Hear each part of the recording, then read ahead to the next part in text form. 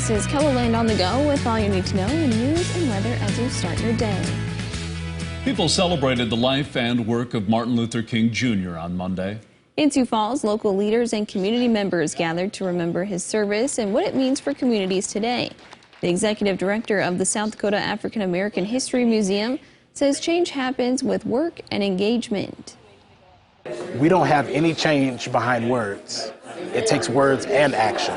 And so engaging really in the process of change is where we really want to focus this entire year on.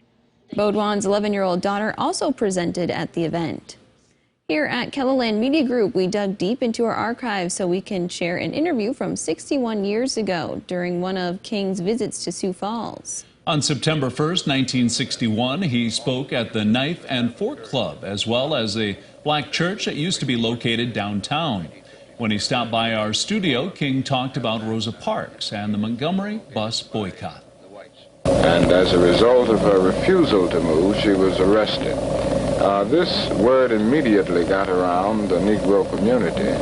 And the next morning, several of us talked about it and felt that we should have a meeting that night and discuss the possibility of boycotting the buses, protesting the indignities and the injustices which Negro citizens confronted in general, and the particular indignity that had come to Mrs. Rosa Parks.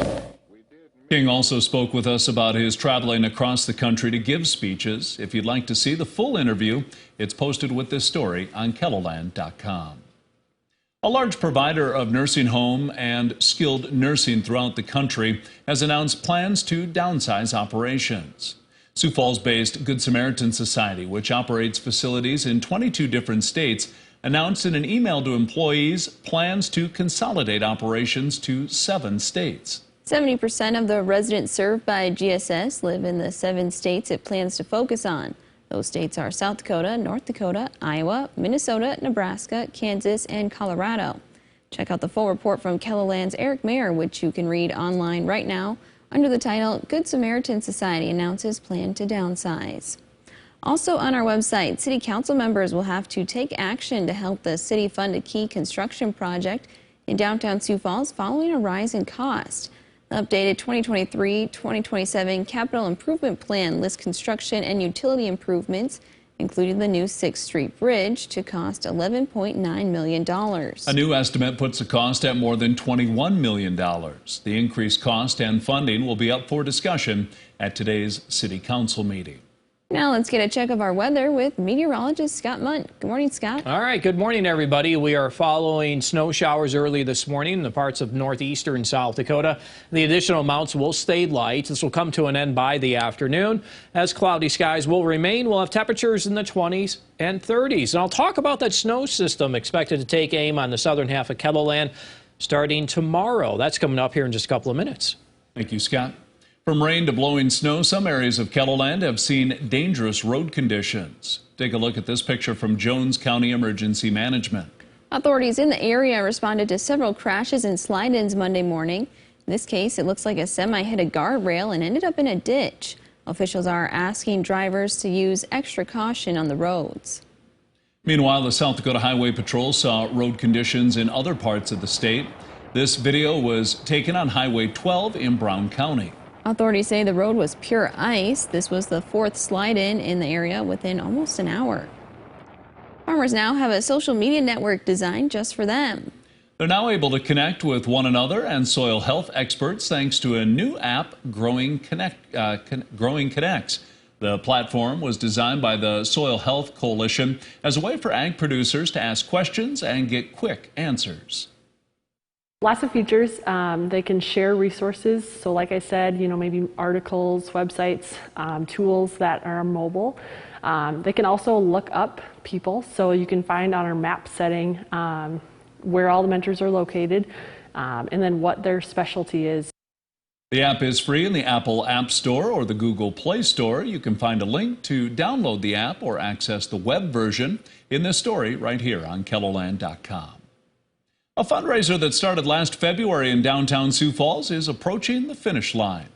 The Queen Bee Club is Remedy Brewing Company's take on Chase the Ace. Each week, half of the money collected is donated to the banquet, while the other 50% goes toward the jackpot and weekly prizes. Last week, the banquet sold $5,000 worth of tickets.